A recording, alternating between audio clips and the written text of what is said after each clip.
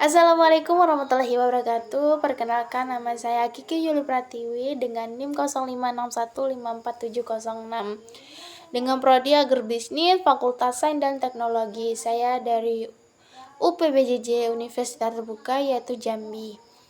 Baik, di sini saya akan menjelaskan tentang pengertian komunikasi secara umum dan pengertian komunikasi dalam konteks penyuluhan. Yaitu pertama berikan contohnya juga ya. Oke. Yang pertama adalah komunikasi secara umum adalah proses penyampaian pesan dari satu pihak ke pihak lain, baik secara verbal maupun nonverbal, dengan tujuan untuk menciptakan pemahaman bersama. Contohnya percakapan antara dua orang, presentasi di depan kelas, kayak presentasi di depan umum, ataupun di masyarakat ya. Yang kedua adalah komunikasi dalam konteks penyuluhan adalah proses penyampaian informasi dengan pengetahuan dari penyuluhan kepada masyarakat. Contohnya misalnya seperti petani, kelompok tani, dan lain-lain. Gotong royong juga masuk ya kayaknya. Yaitu dengan tujuan untuk mengubah perilaku dan meningkatkan adopsi teknologi atau praktik baru. Contohnya penyuluhan tentang teknik penanaman padi yang lebih efisien atau pelatihan pembuat pupuk. Yang kedua adalah salah satu unsur komunikasi adalah pesan atau informasi dalam konteks ini. Apa saja sih manfaatnya dalam kegiatan penyuluhan, juga penjelasannya. Baik, di sini saya akan menjelaskan dalam kegiatan penyuluhannya. Yang pertama adalah jangkauan lebih luas. Informasi dapat disebarkan dengan cepat dan mudah ke banyak orang melalui internet, media sosial, dan aplikasi pesan. Kedua adalah aksibilitas. Materi atau penyuluhan seperti video, artikel, infografis dapat diakses kapan saja dan di mana saja oleh masyarakat. Yang ketiga adalah interaktivitas. Interaktivitas itu seperti kayak mana ya? Seperti memungkinkan komunikasi dua arah antara penyuluhan dan masyarakat melalui forum, diskusi, chat, atau komentar. Yang keempat adalah efisien biaya. Mengurangi biaya transportasi dan pertemuan tatap muka. Kelima adalah personalisasi, yaitu informasi dapat disesuaikan dengan kebutuhan dan minat masing kelompok sasaran. Yang ketiga, bagaimana cara penyuluhan mengaktifkan komunikasi, dan berikan penjelasan juga nih cara penyuluhannya seperti apa. Baik, yang pertama adalah gunakan bahasa yang sederhana dan mudah dipahami. Hindari istilah teknis yang sulit dimengerti oleh masyarakat. Yang kedua, sampaikan pesan secara jelas dan strukturnya, yaitu gunakan poin-poin penting dan contoh kontraknya. Adalah libatkan masyarakat dalam proses komunikasi, berikan kesempatan untuk bertanya, berdiskusi, dan berbagai pengalamannya juga nih. 4. Gunakan media yang menarik dan relevan, video, gambar, infografis, dan demonstrasi lapangan dapat membantu memperjelas pesan. Baik, yang kelima adalah bangun hubungan yang baik dengan masyarakat dengan keluhan dan kebutuhan mereka, serta berikan solusinya yang sesuai ya, jangan yang nggak sesuai. Yang keenam adalah gunakan extension atau manfaat teknologi informasi dan komunikasi untuk memperluas jangkauan dan meningkatkan efektivitas penyuluhan. Nomor 4, mahasiswa diminta untuk mengamati kegiatan ini. Wah, seperti penyuluhan ya, dilaksanakan di wilayah saya yaitu Rantau Kembang. Yang pertama adalah identifikasi inovasi pertanian apa yang saya sampaikan. Yaitu adalah inovasi yang disampaikan adalah penggunaan sistem budaya kacang panjang dengan lanjaran modern atau trellis dan aplikasi pupuk organik cair secara berkala. Yaitu ada yang kedua adalah tahapan adopsi inovasi, apa yang terjadi pada sasaran mengapa ya, itu soalnya ya guys.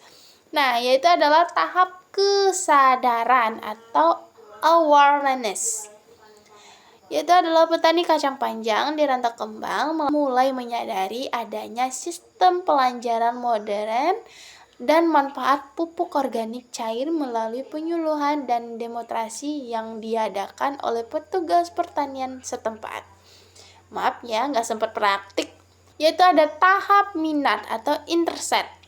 Beberapa petani mulai mencari informasi lebih lanjut tentang cara membuat lanjaran modern atau jenis pupuk organik cair yang cocok dan bagaimana aplikasi keduanya dapat meningkatkan hasil panen. Yaitu juga ada tahap evaluasi atau evaluation.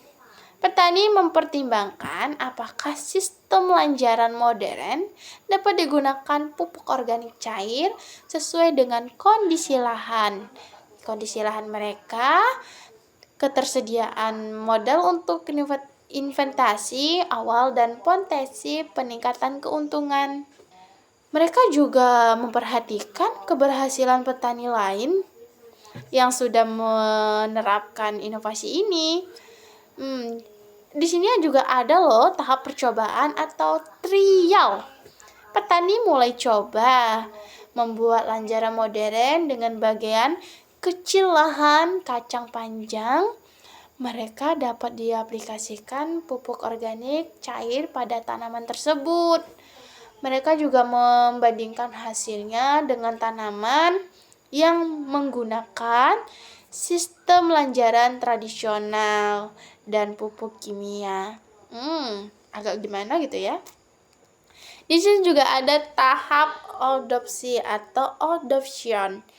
Jika hasil percobaan menunjukkan hasil yang positif, tanaman lebih sehat, hasil panen meningkat, kualitas kacang panjang lebih baik, petani akan mulai mengganti sistem lanjaran tradisional dengan lanjaran modern secara bertahap dan rutin, mengaplikasikan pupuk organik cair pada seluruhan lahan mereka. Nah, di sini juga ada faktor apa saja yang mempengaruhi kecepatan adopsi inovasi pada sasaran tersebut. Berikan juga nih penjelasannya. Oke, di sini akan beri penjelasan faktor-faktor yang mempengaruhi kecepatan adopsi inovasi di Rantau Kembang. Baik, yang pertama adalah keuntungan relatif.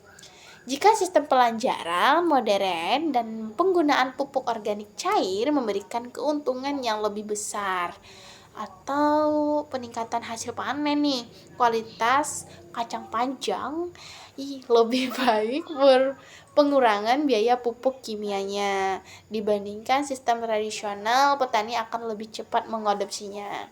Yang kedua adalah kompatibilitas. Jika sistem lanjang modern dan penggunaan pupuk organik cair sesuai dengan kondisi lahan, iklim, dan praktik budidaya yang sudah ada di Rantau Kembang, petani akan lebih mudah menerimanya. Yang ketiga adalah kompleksitas. Jika pembuatan lanjaran modern terlalu rumit atau aplikasi pupuk organik cair membutuhkan pengetahuan khusus, petani akan lebih lambat mengadopsi pelatihan dan pendampingan dari penyuluhan yang sangat penting untuk mengatasi hal ini. Yang keempat adalah biaya nih. investasi awal nih. Oke. Pembuatan lanjaran modern membutuhkan biaya investasi awal yang mungkin akan menjadi kendala bagi petani kecil nih guys. Bantuan dari pemerintah dalam bentuk subsidi atau kredit lunak dapat mempercepatkan adopsi guys. Oke. Yang kelima adalah ketersediaan pupuk organik cair. Ketersediaan pupuk organik cair yang akan berkualitas dengan berjangkauan di rantau kembang akan sangat mempengaruhi adopsi inovasi ini. Yang keenam adalah kemudahan yang gampang diamati teman-teman. Jika hasil penerapan sistem lanjaran modern dan penggunaan pupuk organik cair mudah diamati dan dibuktikan nih, tanaman lebih tegak, buah lebih panjang dan lurus, hasil panen meningkatnya. Petani akan lebih yakin dan lebih cepat mengadopsinya. Yang ketujuh adalah akses informasi nih guys. Akses petani terhadap informasi yang akurat dan terpercaya tentang pembuatan lanjaran modern dan aplikasi pupuk organik cair yang sangat penting banget ya. Oke. Penjualan yang efektif dan pemanfaatan media sosial dapat meningkatkan akses informasi. Yang kedelapan, karakteristik petani atau tingkat pendidik pengalaman atau umur motivasi petani juga mempengaruhi kecepatan adopsi inovasi. Yang kesembilan, dukungan dari kelompok tani dan koperasi. Kelompok tani dan koperasi dapat beberapa dalam memfasilitasi akses petani terhadap informasi, bahan baku, pembuatan lanjaran pupuk organik cair, dan pelatihan. Baik, hanya itu yang bisa saya sampaikan. Lebihnya dan kurangnya saya mohon maaf. Saya akhiri. Wassalamualaikum warahmatullahi wabarakatuh. Salam untuk semuanya.